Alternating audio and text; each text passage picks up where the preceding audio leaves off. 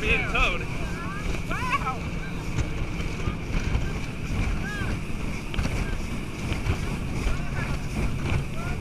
Whoa, whoa, whoa, whoa, whoa, whoa, whoa, whoa, whoa, whoa.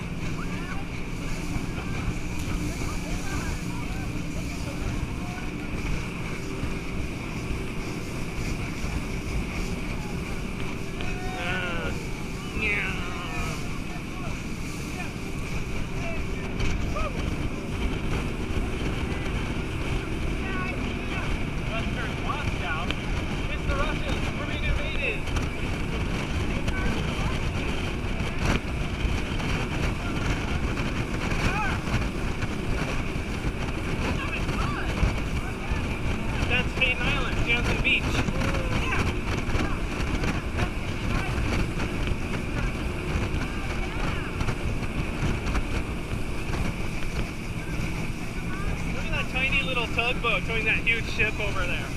I think I can. I think I can. Hey! Psych.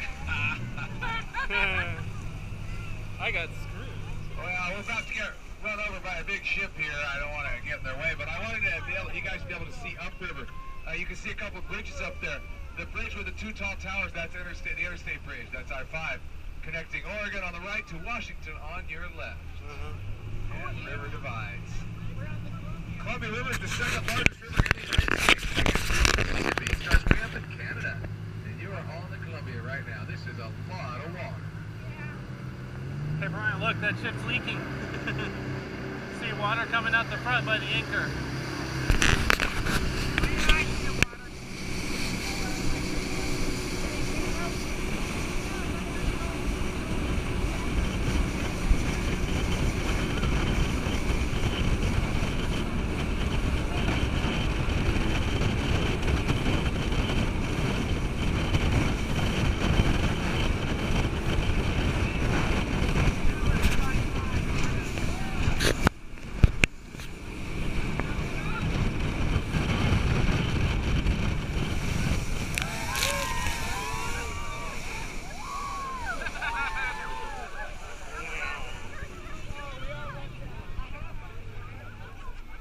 Terminal 6 here to your left and ahead of you. If you look in the back to your left, you can see those big boxes. Those are containers.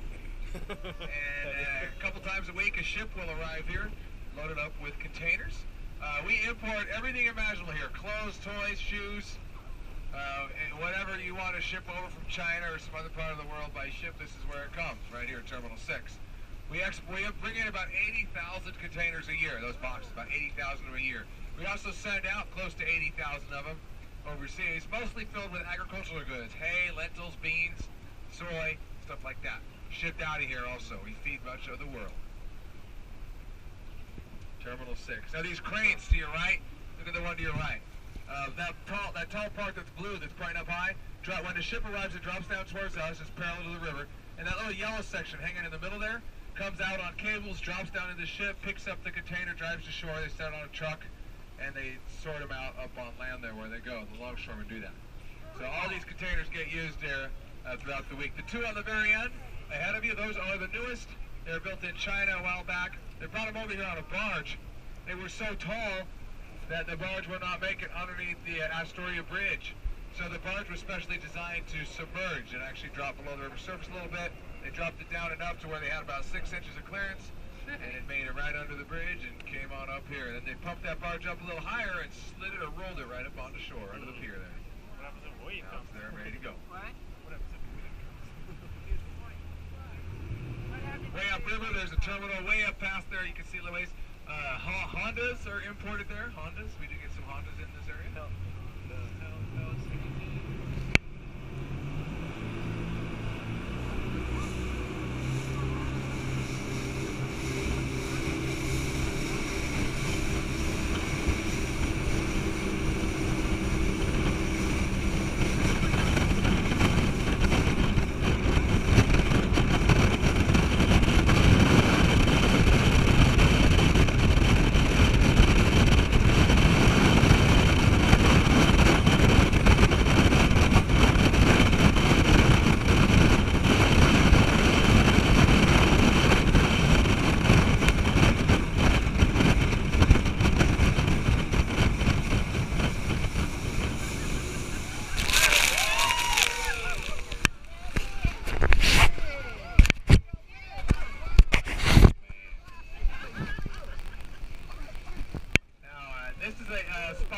Terminal 6 where they import Hyundais and Subarus, and then we export Fords.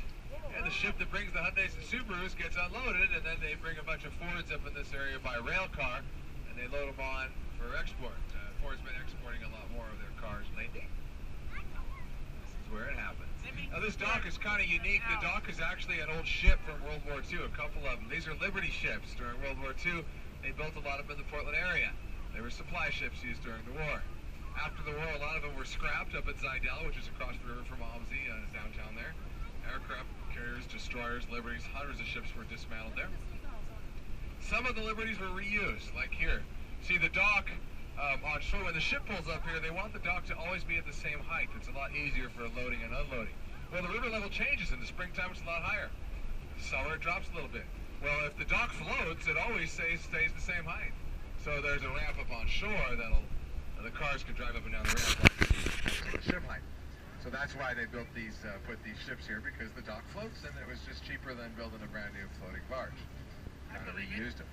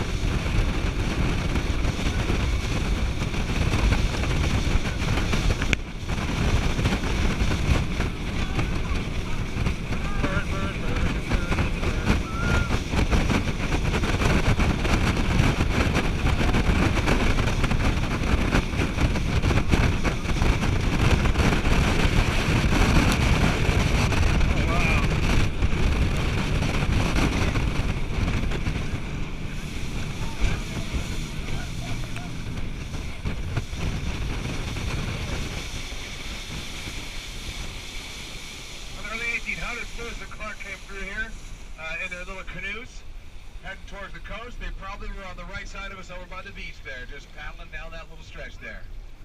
Went all the way down to the coast there, set up Fort Stevens, or Fort Clatsop. Fort Clatsop, yeah. And Fort Stevens is a little bit later. And then they wintered over there, and they came back on the return trip. Now, they talked to some Indians quite often. They interacted quite a bit with them. One of the reasons they came out here, they were hoping to find a water route connecting the east and west coast. At that time, they had no Panama Canal, so they had to go all the way around. They heard about a great river. They knew about the Columbia. They also heard about another great river heading south. Never saw it, though. When they were going through in this area, look to your left. Put a little island at the mouth of the Willamette. There was an island back then at this little spot here. It's been dredged out. Makes sense how they missed it. This kind of looks like a big part of the Columbia. The Columbia is really wide. Upriver and down, it's miles wide in some spots. So it makes sense how they might have missed it. Now, coming upriver on the return trip, they actually spent time on Sauvie Island. That's the island ahead of you. It's a 16-mile island, long island. The other end of it is St. Helens. And they were hanging out down by St. Helens for a little bit. And again, they heard about this large river heading south, but they never saw it. They headed upriver by the Sandy River, past the airport, where the Sandy dumps into the Columbia, and they were sitting down, sharing some beef jerky with some of the natives in the area, started chatting, and they said, hey, there's a big river to the south. You guys missed it. Let's take you to it. So Clark went. Lewis stayed behind. He was getting kind of tired, but Pete were kind of sore there with the blisters and all. So Clark stayed behind, or Lewis stayed behind. Clark went with them. They walked by land. And most people, they believe they came out near where Terminal 4 is at, where we boarded the boat today, in that general area. There's a statue up at University of Portland, and there's some other ideas, but historians, most of them believe it was near where you guys boarded the boat. And they saw this great river heading south. Clark said, yeah, this river is probably going to be a great river for ports and ships and a major destination someday. Little did he know it would be the ships that are here today. He didn't have those back then. Back then, they called the river the Multnomah, named after the Indians in the area, the Multnomah tribe. And sometime in the mid-1800s, they started calling it different variations of what we call it today, different spellings. Nobody's sure where the word Willamette came from. We did have a lot of French explorers back then. It's spelled like a French word. There's an Indian word that's 3 words, Wa, La, Met, River of Life is what that means. Maybe it came from that. Not 100% sure. But by the late 1800s, pretty much everyone called it the Willamette. House up there or what?